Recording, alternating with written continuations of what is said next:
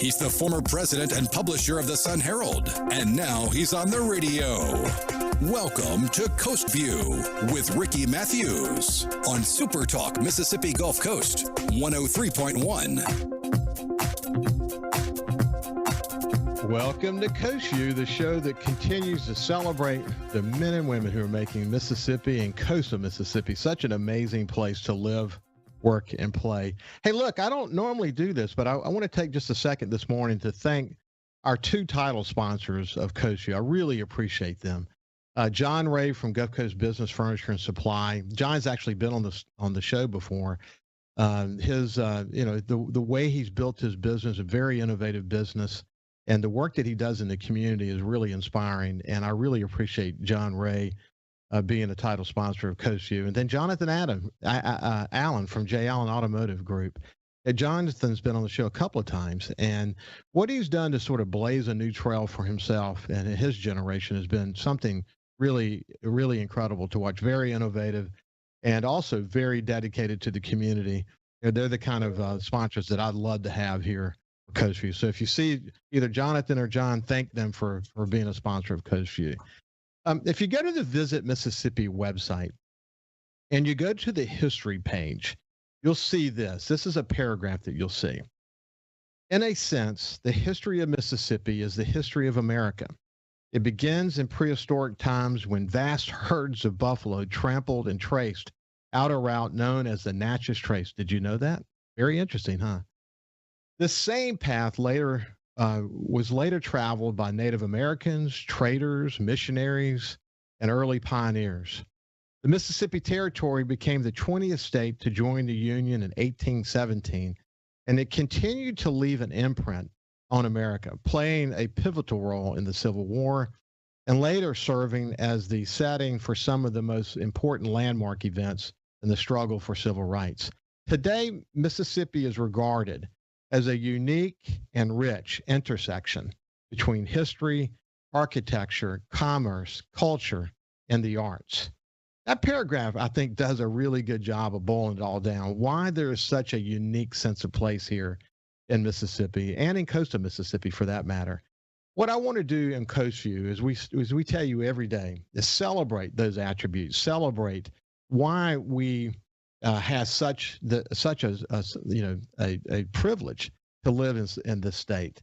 And I enjoy my conversations with the people who are really focused on that intersection that I just mentioned, that intersection between history, architecture, commerce, culture, and the arts. People like Craig Ray, for example. Craig Ray is the executive director of Visit Mississippi, and he's really worked hard over the years to try to understand better what is Mississippi's competitive advantage that's going to draw people to this state, or maybe even cause people in the state to stay in the state, on a staycation and enjoy what we have here. Craig played a really vital role in creating the branding campaign that you've heard before, Mississippi, the birthplace of America's music. And he's also been involved in the groundbreaking rollout of the Mississippi Blues Trail. And I got a note from him this morning. The Blues Trail in Mississippi is 207 markers now across the state. That's really incredible. I mean, they had early goals of far less than 100. Then they reached 100. 207 stops today. That just gives you a sense of the impact the blues culture and history has had, not just on the state, but on the United States.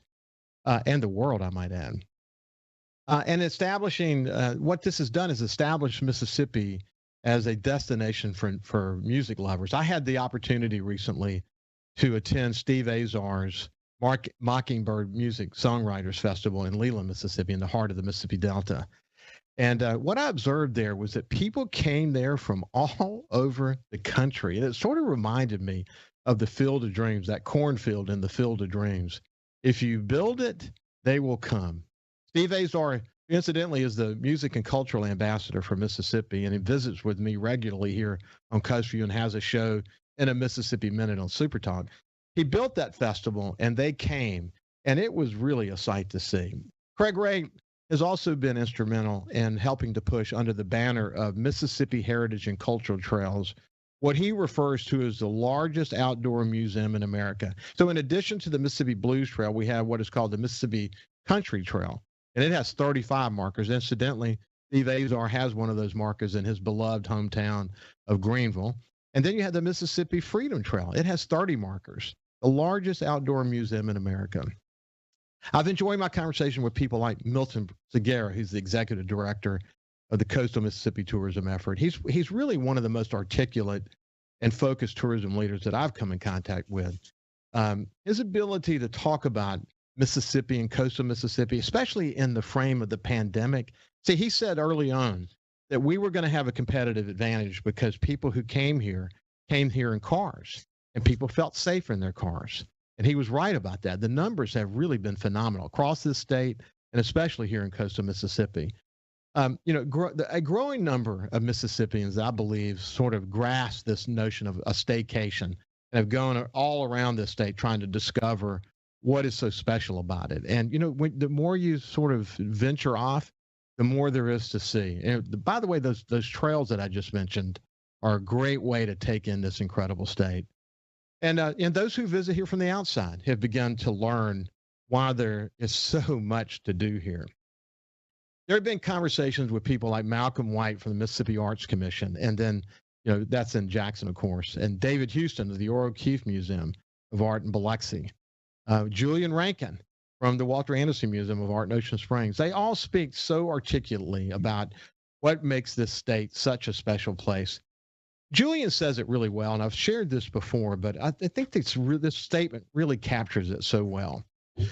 For my entire personal and professional life, I've been steeped in the power of place and inspired by the ability of Mississippi artists to distill meaning from our world. I share with Walter Anderson a belief in the sacred interconnectedness between people, nature, and the vitality of communities. That's really a powerful statement, because there is such a powerful sense of place, a special sense of place that exists in Mississippi. And again, especially here in coastal Mississippi, in these wonderful collection of communities that we have here. Is it any wonder that Mississippi has been among the best in economic recovery in our nation? And then when you look at the tourism sector and you realize that the significant contribution that tourism has played in that story of success, it's really a story to tell. So many passionate and dedicated leaders working so hard during the pandemic to make sure our state stands out, make sure people understand that this is a safe place to visit. I've enjoyed learning. I've learned so much. I mean, you can never know it all. The more you learn, the better.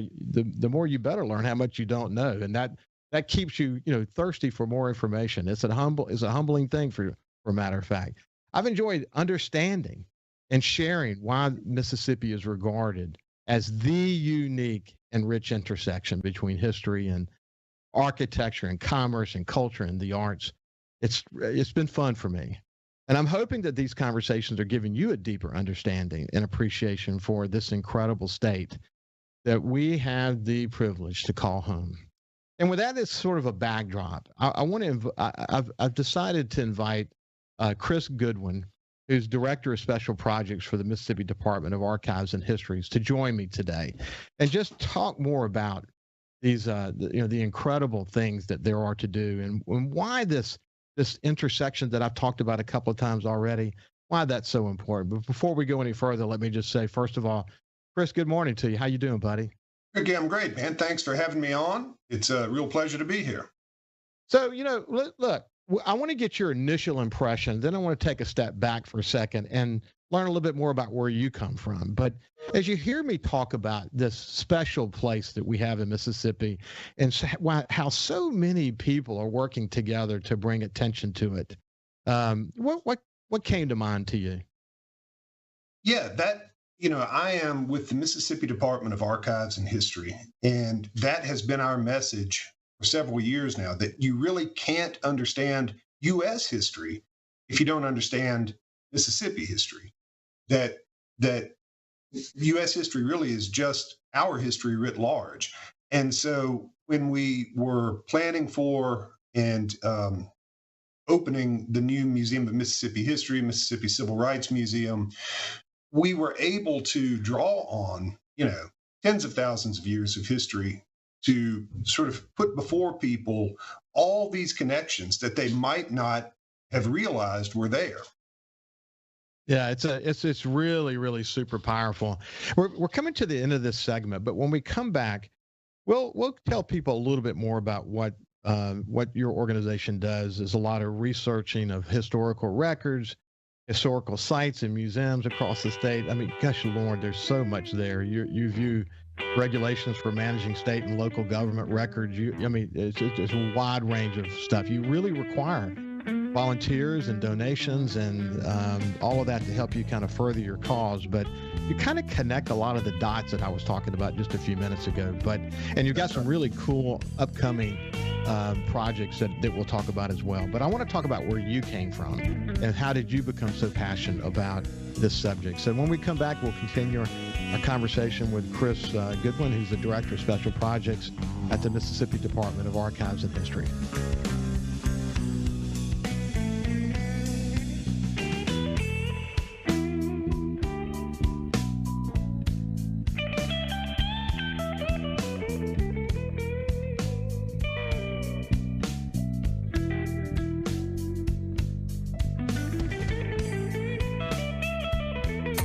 Coast View on SuperTalk 103.1 is brought to you by J. Allen Toyota on I-10 exit 38 Gulfport. See all the incredible inventory at allentoyota.com. And remember, when you think Toyota, think J. Allen Toyota. Hey, South Mississippi, it's J. Allen at J. Allen Toyota, and I got something new for you for 2021. It's the J. Allen Certified Collection. What that means is we selected our very best inventory with under 75,000 miles, and they're 6 years old or newer. That comes with a multi-point inspection, a 10-year, 100,000-mile warranty, and a 3-day buyback guarantee.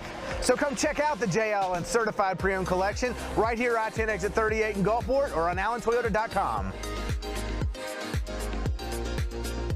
When COVID started, Gulf Coast Business Furniture and Supply began stocking hard-to-find PPE items. When Amazon and other mega internet companies were out of stock or inflating prices, Gulf Coast Business Furniture and Supply was providing local schools and businesses vital PPE supplies at fair prices.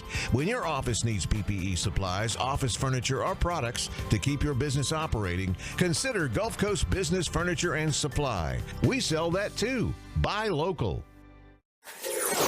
SuperTalk Mississippi. From outer space, visitors from another world. We've had contact with bug-eyed monsters. This is actually a flying saucer. Flying saucer? I'm from another planet. Where late nights are kind of weird. Well, they must have a reason for their visits. The unexplained, the weird, and the downright creepy. Coast to Coast AM with George Norrie. Late nights. SuperTalk Mississippi. If Alexa's part of your life, you've got one more way to access SuperTalk. SuperTalk Mississippi is now available on Amazon Alexa devices. Once enabled, just say, Alexa, play SuperTalk Mississippi at any time and start listening. It's that easy. Just one more way to stay informed and connected with your state. Learn more at supertalk.fm/Alexa. SuperTalk Mississippi. SuperTalk Mississippi. Now available on Amazon Alexa devices. Feeling down? Here's your prescription for a daily dose of good news and positive vibes. Good Things with Rebecca Turner. Every afternoon, Rebecca highlights all the good things happening right here in the state you call home. Daily exposure to Good Things with Rebecca Turner may cause smiling, feelings of positivity, happiness, and even laughter. When you experience these symptoms, tell your friends to listen. Okay. Weekdays starting at 2 p.m. here on SuperTalk Mississippi and now on Amazon Alexa devices. 106.3 Casino Radio is here. Tune to 106.3 to discover all of our must-see attractions and everything that's happening at our 12 incredible casino resorts. Where to eat, where to stay, what to do, and where to play. 106.3 Casino Radio has you covered with everything you need to know to help make your visit here to the coast one you'll never forget. Turn on 106.3 Casino Radio or listen now on our website, casinoradio1063.com. Talking to the people that help make the coast such a unique place to live. This is Coast View with Ricky Mathews on SuperTalk Mississippi Gulf Coast 103.1. Welcome back to Coast View. I have Chris Goodwin with me. He's a director of special projects for the Mississippi Department of Archives and History. And Chris, I want to hear where you come from, but let me say the statement again. and I just want to get your reaction to it. That Mississippi is regarded as the unique and rich intersection, not just of history, but architecture, commerce, culture, and the arts. That's really well said, isn't it? Yeah, and it's amazing the confluence of those things that we have here in this tiny, relatively speaking, state of ours. It's fairly large geographically, which plays into it, of course. You've got the culture of the Gulf Coast, which is far different from the culture of the North Central Hills, where I grew up, which is different from the Delta, which is different from the Piney Woods, as Ralph Eubanks notes in his recent book. And there's a rich variety that really comes together to pay off in that way. It really is. And again, so many leaders across the state who are really passionate about making sure that we continue to push that part of what makes Mississippi so special, push it out there and make sure people can see it and that it becomes part of the brand promise of Mississippi and all of that. So where do you come from? I grew up in north central Mississippi on a farm that my grandparents were working all my life. My parents were school teachers.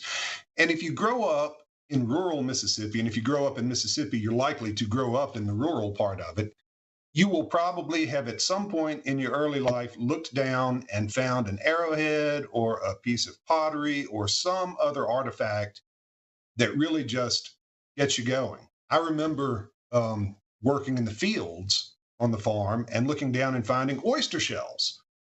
Now, if you're on the Gulf Coast, you expect to see oyster shells, but we didn't expect that in north central Mississippi. But of course, it is from the time when it was a shallow sea. And you start to think about that long-term history like that. And Mississippi just offers so much if you are at all curious about those stories. So what town were you from? Well, we claimed Water Valley, but we were out from Water Valley. So we were sort of between Water Valley and Coffeyville in Yalobusha County. Yeah, I know that area well. Water Valley has undergone a real renaissance. It has. I know someone from the coast who owns a house there, and they're big Ole Miss supporters, and yes. I think they probably refer to that as their second home these days. That's right. But you're right, it has. I mean, what a special community. I had the opportunity to visit with a dear friend, Al Hopkins, who's a lawyer here on the coast, who has a place up in Walnut, Mississippi. Yeah. And you're right. Walnut. I guess you couldn't get any further north than Walnut, Mississippi. But you think about the diversity of landscape and the diversity of history across this state, and there's so much to draw from. That's for sure. Where did you go to school? Well, I started out at Mississippi State and then finished up at the University of Mississippi. So I am never conflicted at the Egg Bowl. I'm happy either way and equally crushed either way.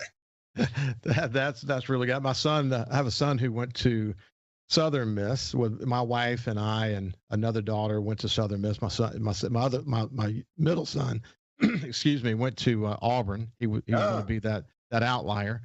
But he went to Jordan. My son went to Southern, then went to Ole Miss Law Schools. But so we spent some time up there as a result of that. It's pretty cool. When you said you were working journalist for a while, right? I did. I transferred to the University of Mississippi for the journalism program there. And eventually, when I came to Jackson, where I am now, it was to work at the Clarion Ledger.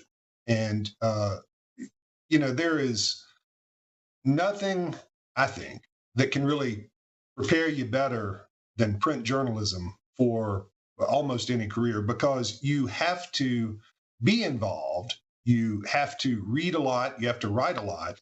And those are really portable skills and things that serve you well in almost any sort of endeavor that you want to undertake. And so I have, to this day, I'm still sort of the dinosaur that takes a couple of actual print newspapers in my front yard. I go out and get them and, read what's going on and drink a cup of coffee. And that's how I start every day. Yeah, I agree with you. As you know, I came from a journalism background. I actually have an MBA, but I worked around journalists, was a publisher for the latter part of my career. And, the ability for journalists to be able to organize their thoughts, to focus on corroboration and factual reporting and all the things that we sort of covet more so today than we ever have, actually, because of what has happened in the U.S. as it relates to finding news sources that we can trust. Really important. But anyway, yeah, the ability to organize your thoughts and communicate are really important, and journalism prepares you very well. Hey, so give me, when you're talking to someone, give me your elevator speech about what the Department of Archives and History does. The Mississippi Department of Archives and History is a comprehensive state historical agency. We're the second oldest one in the United States. We follow Alabama by 1 year. And we do what 2, 3, 4, even 5 groups and organizations do in other states. So when you hear the Mississippi Department of Archives and History, you are likely to think the state archives, and that's absolutely a central part of what we do. We also have the state's historic preservation programs. So all of the green state historical markers that you see across the state, that's been over 60 years that those markers have been going up around the state, come through the Mississippi Department of Archives and History. We give grants to preservation projects across the state. We ran a $26 million grant program on the Gulf Coast following Hurricane Katrina. And then we also have a museum division that operates museums and historic sites across the state. So not only places like the Museum of Mississippi History and the Mississippi Civil Rights Museum here in Jackson, but places like the Grand Village of the Natchez in Natchez, one of the most significant Native American mound sites in the hemisphere, really. I mean, most of what we know about mound building culture came from the 30 years that people lived there with the folks who had made them. And those writings inform most of what we know. And so things like that are almost the hidden history of Mississippi. You wouldn't necessarily know that took place here, that all those mounds predate the Egyptian pyramids, but it's so. That's really incredible. And, I guess the more you dig, the more you learn. And there's a never ending journey of learning, like I mentioned a minute ago. I want to thank you for passing to me the History is Lunch that featured Maddie Godling from the Walter Anderson Museum with her really good review of the Horn Island logs of Walter Anderson, just kind of part of a series of programs like that you guys are going to have. But that was terrific, wasn't it? She did a great job. I love Walter Anderson. Growing up in North Mississippi, I was not nearly as familiar with him as I'm sure a lot of folks down there. But my grandmother subscribed us to the Atlantic magazine. And in the very back of the Atlantic magazine, even in the 1980s, was a small ad for realizations. And it had, as the image that it used with it, Walter Anderson's waterspouts. And I saved my money and in college bought that and have been, have loved his story and his work ever since then. And I'll tell you, I had not read the Horn Island Logs, a book that has been out of print, but University Press of Mississippi has recently reissued it. And Maddie Godling came and talked about, or remotely talked to us about that. I'm fascinated by the Barrier Islands. I'm fascinated with Horn Island in particular. I've been to Ship, but that's the only one. And to have these firsthand accounts from Walter Anderson of a decade and a half spent out there, wandering around, sometimes in nothing but his hat, making drawings and paintings. It's unbelievable. It's really an unbelievable story. And I spent a lot of time at Horn Island. I love Horn Island. We'll do little family weekends there. We'll, fish there a lot. And you can't help but if you've immersed yourself in Walter Anderson and then you go to Horn Island, you can't help but see the connection and just about everything you see there. And the Horn Island logs are just a great way to sort of understand how he interpreted all that, which is just amazing, really. And a view into his sense of humor, which you don't necessarily get if like me, you know him primarily through his art. So yeah. It's really incredible. So, hey, we only have a couple of seconds left. So why don't you really quickly hit what the upcoming programs are? Sure. We do History is Lunch every Wednesday at noon here in the museum auditorium will open back up to the public for in-person attendance in May. But right now, they're still virtual, so you can watch the live streams on the department's Facebook page. We've got this week was Maddie Codling. Next week is Anna Ferris Rosen talking about her father, John Herbers, a journalist on the front lines of the civil rights movement. After that, Crystal Sanders is going to talk about the Child Development Group of Mississippi. And we'll wrap up this month with Claire Whittinger with her new book from University Press of Mississippi on racial violence in Philadelphia. Well, those are going to be terrific programs. So they certainly can go to the Department of Archives and History to get more information about those programs. But Chris, we'll stay in touch with you. I've enjoyed visiting with you and getting to know you better. And we'll make sure that we always talk about the kind of things that you guys are involved in that are helping people better understand, as I open this show, that there is such a great, unique, and rich intersection between history and architecture and commerce and culture and the arts in Mississippi. So thanks for helping me continue to make that connection. I appreciate it. I appreciate you having me on. We have some of the most interesting and impactful stories to be told. No doubt. When we come back, Jeff Duncan of The Athletic, we'll find out what the latest on the sports scene. Listen live or on demand and watch episodes of Coast View on your laptop, desktop, or on your phone or tablet by going to supertalkmsgulfcoast.com. When COVID started, Gulf Coast Business Furniture and Supply began stocking very hard-to-find PPE items to make our community a safer place. When Amazon and other mega internet companies were out of stock or inflating prices, Gulf Coast Business Furniture and Supply was providing local schools and businesses vital PPE supplies at fair prices. They were even sending thousands of dollars of PPE supplies free to local schools in need with help from other local business leaders. The next time your office needs PPE supplies, office furniture, or products to keep your business operating, consider a local company that supports your ball teams, cheerleaders, and area homeless. Consider Gulf Coast Business Furniture and Supply, the local guys that keep your prices fair, your service and selection excellent, and your health our business. Gulf Coast Business Furniture and Supply. We sell that too. Buy local. SuperTalk.fm has a new look and is more informative than ever with expanded Mississippi news coverage, the latest Mississippi weather, Mississippi sports, and of course, the talk that's important to you. Every show, every podcast, and every late-breaking story. Constantly updating the news the second new developments happen. All in one place. The new SuperTalk.fm. 106.3 Casino Radio is here. Tune to 106.3 to discover all of our must-see attractions and everything that's happening at our 12 incredible casino resorts. Where to eat, where to stay, what to do, and where to play. 106.3 Casino Radio has you covered with everything you need to know to help make your visit here to the coast one you'll never forget. Turn on 106.3 Casino Radio or listen now on our website, CasinoRadio1063.com. Hey, South Mississippi, the future has arrived. It's 2021, and at J. Allen Toyota, we're here to serve you. Want to let you know that we have Allen's lifetime warranty on every new Toyota we sell. That also comes with Toyota Care. That's 2 years and 25,000 miles of complimentary maintenance. We have a great rental department. Our service department's ready to take care of your current vehicle. We're rolling out J. Allen certified pre-owned for 2021. You got to come to I-10 exit 38 right here in Gulfport. You're going to love what we have to offer. When you think Toyota, think Allen Toyota. Hey, I'm Steve Azar, and you never know who or what you'll hear when I spend a Mississippi Minute with my friends.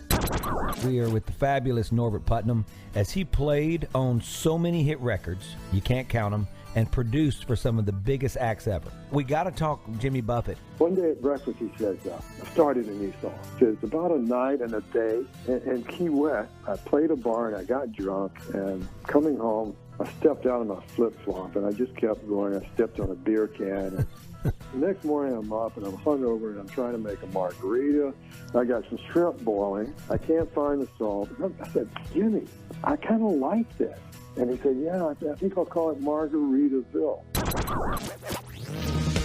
In a Mississippi Minute, Be sure to check out In a Mississippi Minute with me, Steve Azar, right here on your local SuperTalk Mississippi station and now on iTunes, Google Play, and Stitcher.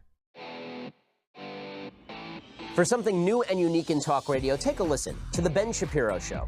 Every day, we're driving the debate in America with the fastest moving, hardest hitting, most comprehensive, fact-based commentary on the radio. We don't hold back. We never shy away from telling you the truth. Our show is a meeting place of ideas. We have the most important guests and the biggest thinkers in America. Weeknights at 9. For something new and unique in talk radio, take a listen to The Ben Shapiro Show. On Super Talk, Mississippi. Whether you're brand new to the DIY craze or a seasoned veteran, the Handyman Show has something for you. Buddy Slowick shares tips and tricks on everything from odd jobs to complete build-outs, from small home repairs to serious construction.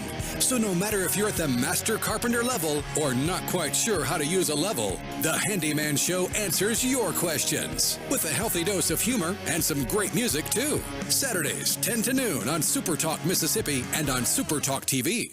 Super Talk Mississippi. Just seems to me people have so much invested in not telling the truth. When you want the truth. Simply because it might hurt some feelings. And nothing but the truth. Lose some subscribers. You want the Gallo Radio Show. I just think in this audience, you still believe that if you tell the truth, you come out ahead. The Gallo Radio Show. And if you tell yourself otherwise, you're lying to yourself. Mornings on Super Talk Mississippi.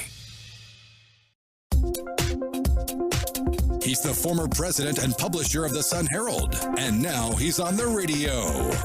Welcome to Coast View with Ricky Mathews on Super Talk Mississippi Gulf Coast 103.1. Welcome back to Coast View. I really enjoyed that conversation with Chris Goodwin, and man, you know, in a lot of ways, that statement that I shared about this intersection in Mississippi is really what Coast View is all about.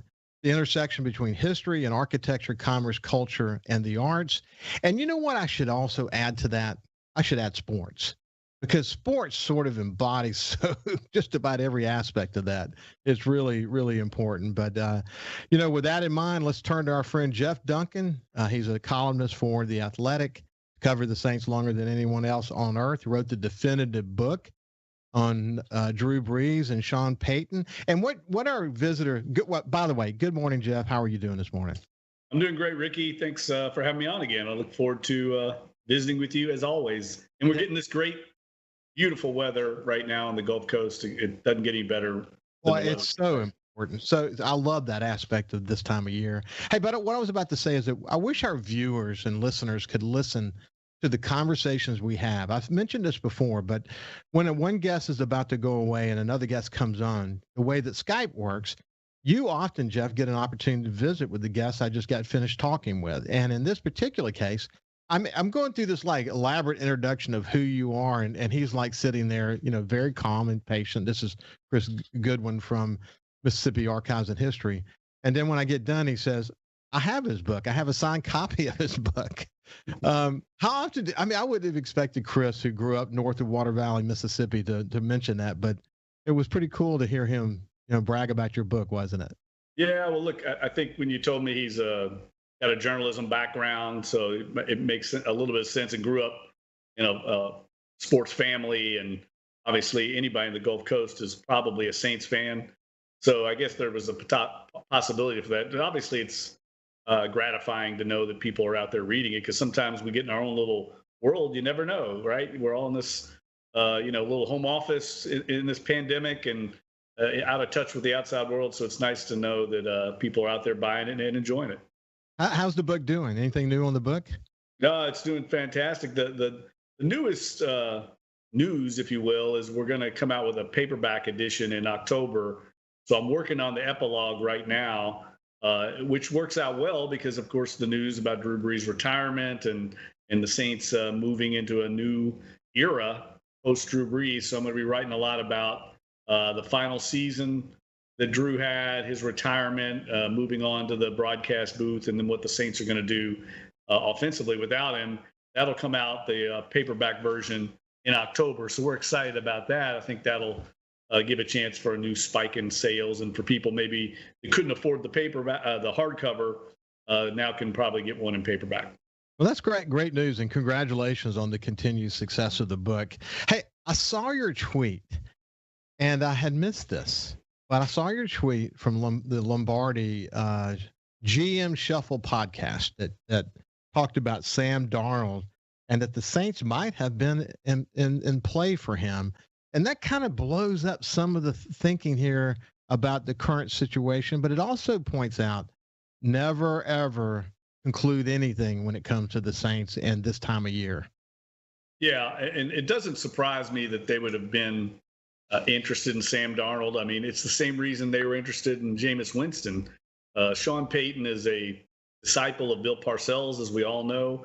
One of the maxims that Bill Parcells and Bill Belichick, for that matter, they live by is, hey, let's get, if this guy was drafted very high, there's probably a reason for that. He had talent. You don't get drafted in the top 5 of the draft like Sam Darnold or Jameis Winston and not have ability. Maybe they were in a bad situation. It makes sense to get him in our building with our culture and our coaching staff, and maybe we can tap into that talent. It's something that Bill Belichick believed in and had success in New England. And I think the Saints have had that also, that same philosophy. We saw them a few years ago, Ricky, bring in Nick Fairley from the Detroit Lions, a defensive tackle who had a really bad career in Detroit, was labeled a bust, and he came into New Orleans and had a couple of very successful seasons.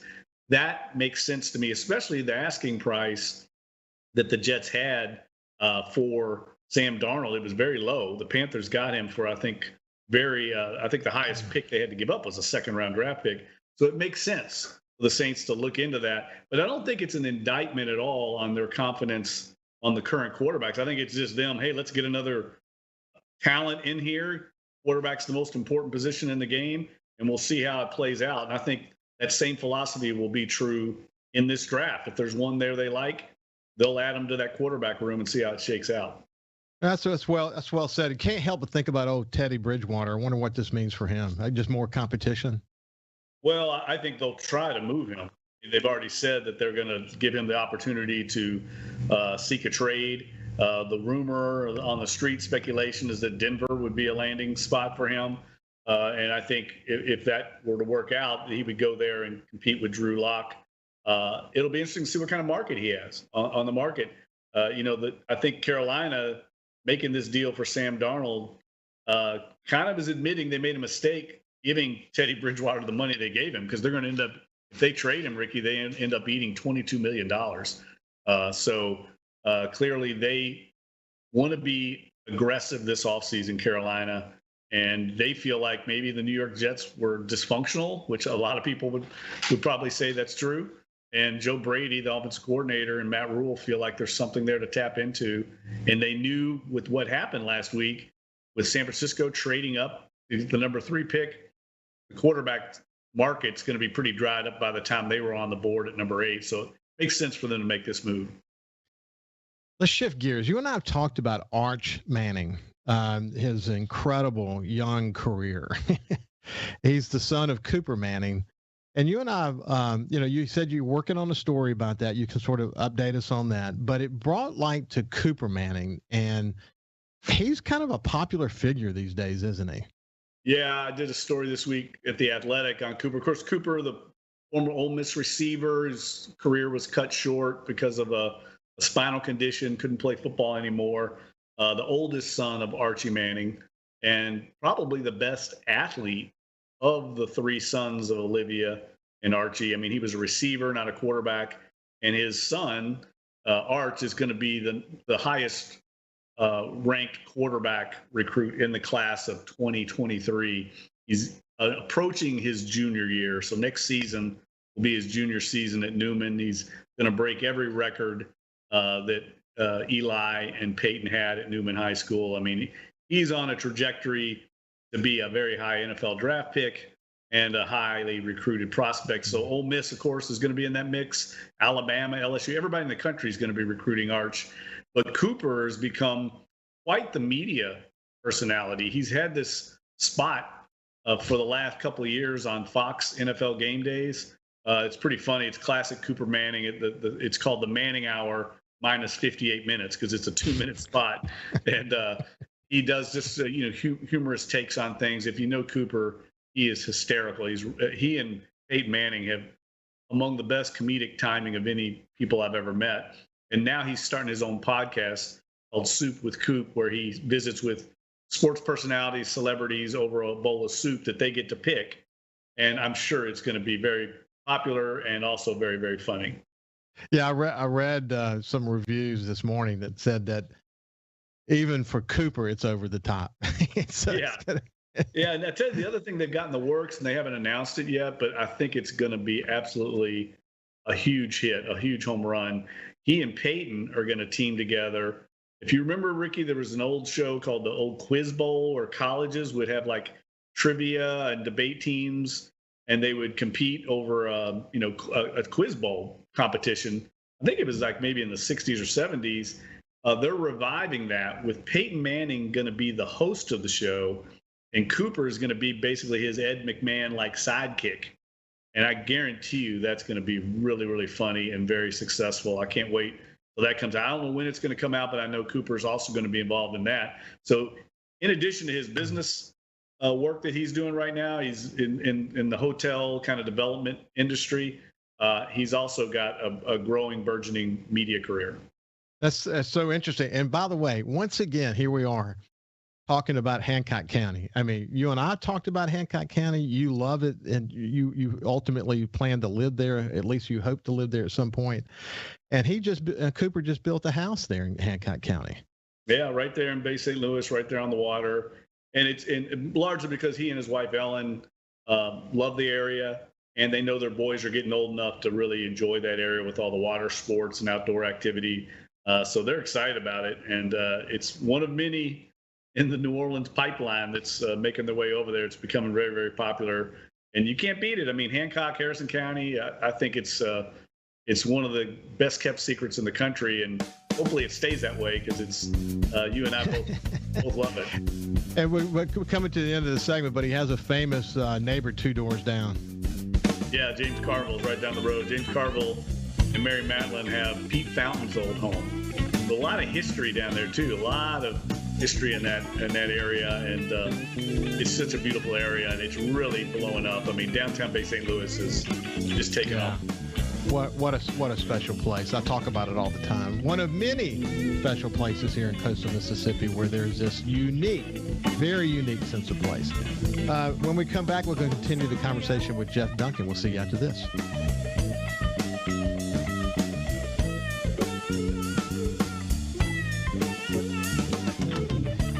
Also listen live to SuperTalk Mississippi Gulf Coast 103.1 on your Amazon Alexa devices. Once you've enabled the skill, just say, Alexa, open SuperTalk Mississippi Gulf Coast.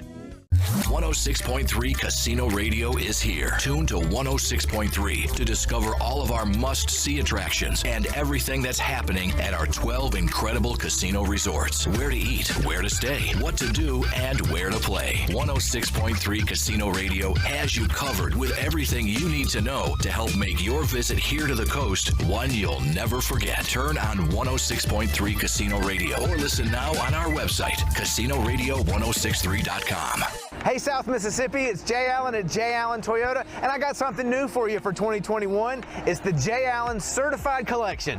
What that means is we selected our very best inventory with under 75,000 miles, and they're 6 years old or newer. That comes with a multi-point inspection, a 10-year, 100,000-mile warranty, and a 3-day buyback guarantee. So come check out the Jay Allen Certified Pre-Owned Collection right here, I-10 exit 38 in Gulfport, or on allentoyota.com.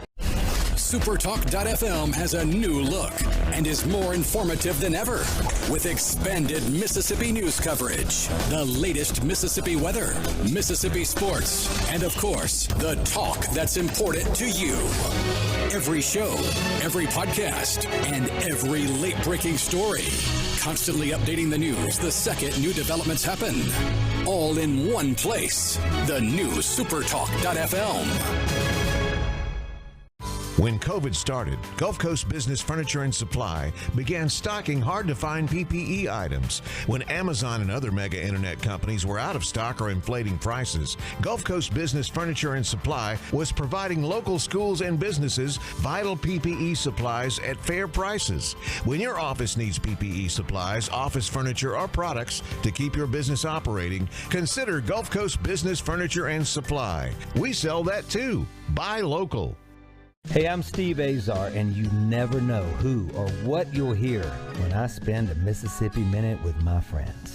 We are with the fabulous Norbert Putnam as he played on so many hit records, you can't count them, and produced for some of the biggest acts ever. Norbert, Elvis. And I want to tell you about Presley. He had two different voices. He would sit and talk to me in a very calm, low voice. And we were at Stack's one night, and we were having lunch. We always had lunch at midnight because he was nocturnal. We sat there and we have our sandwiches, and at 1 o'clock, he looked up. He said, "Hey, Put, come on, it's time for me to go be Elvis." And he stood up, and a much deeper voice, he put on his macho voice. "Hey, fellas, it's 1 o'clock. Let's get cracking, okay?" In a Mississippi Minute. Be sure to check out In a Mississippi Minute with me, Steve Azar, right here on SuperTalk Mississippi, Amazon Alexa, and now on iTunes, Google Play, and Stitcher. Talking to the people that help make the coast such a unique place to live. This is Coast View with Ricky Mathews on SuperTalk Mississippi Gulf Coast 103.1.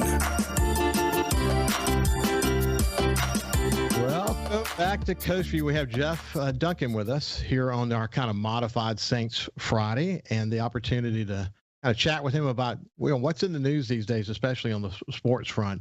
So let's shift gears, Jeff. One of the most important things is about to happen is the draft. So what's your current thinking of the Saints, or certainly cornerback? You still keep reading about that everywhere you go, but what's your latest thinking?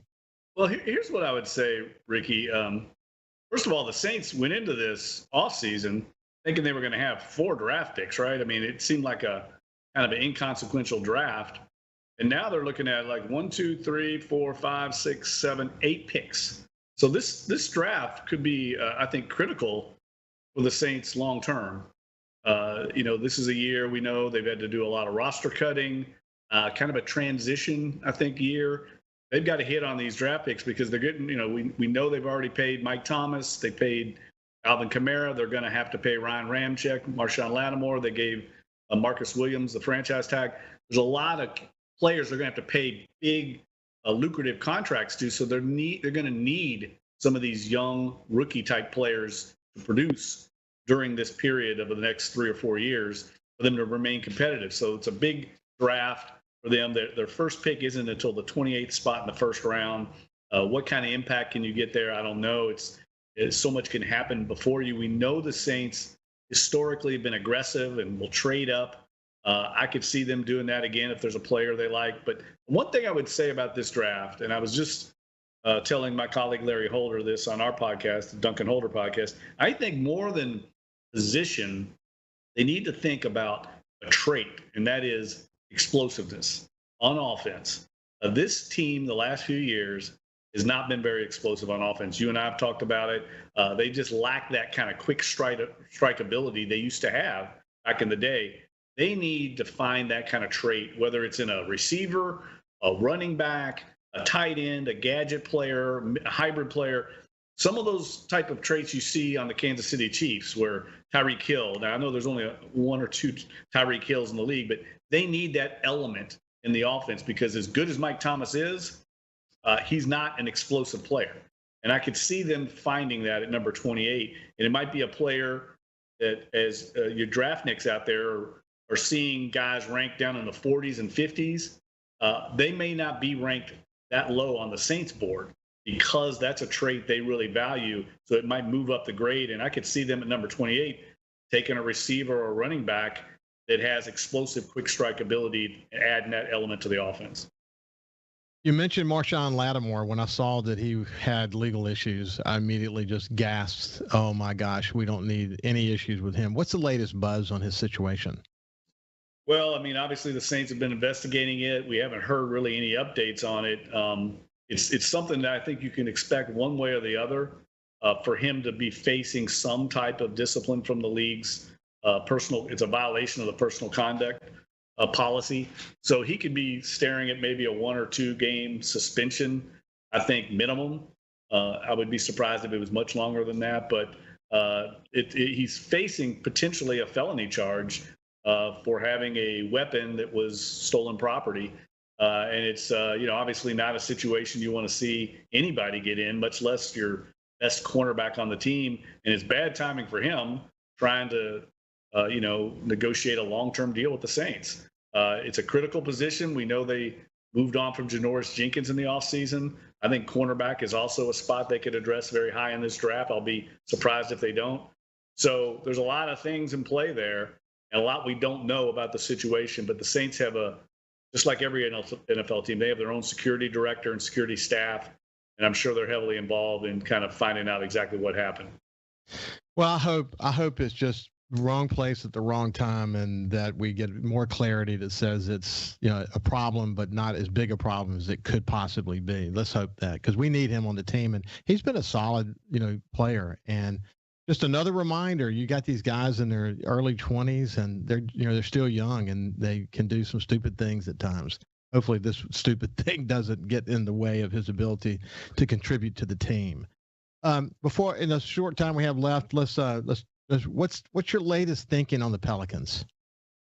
Well, I mean, this latest spate of injuries has really derailed their progress. I mean, Ricky, before 2 weeks ago, they were the healthiest team in the entire NBA. They'd had the fewest games missed because of injury of any team in the league. So I guess they were due to have some injury bad luck, but it hit all at one time. All of a sudden, they didn't have Zion Williamson, Brandon Ingram, Josh Hart looks like he's going to be out extended period of time.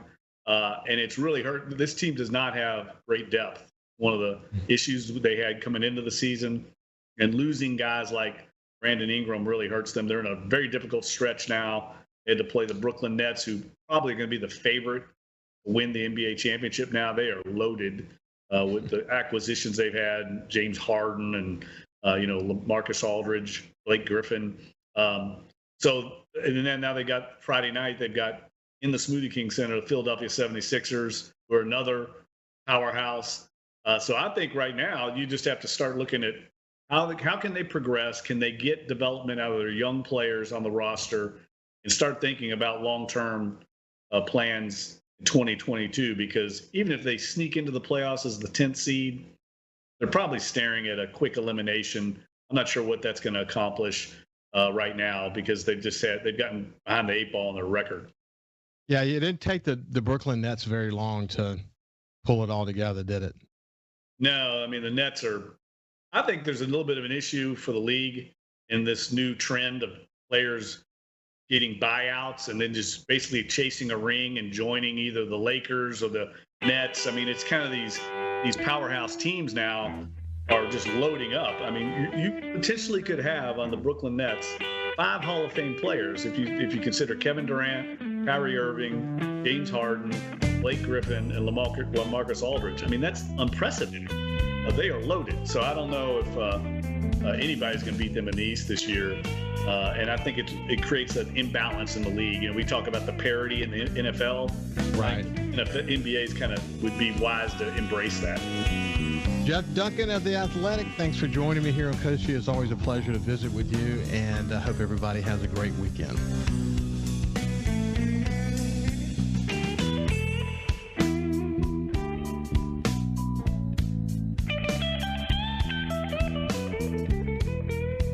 Follow SuperTalk Mississippi Gulf Coast 103.1 on Facebook. Facebook.com/SuperTalk MS Coast 103.1.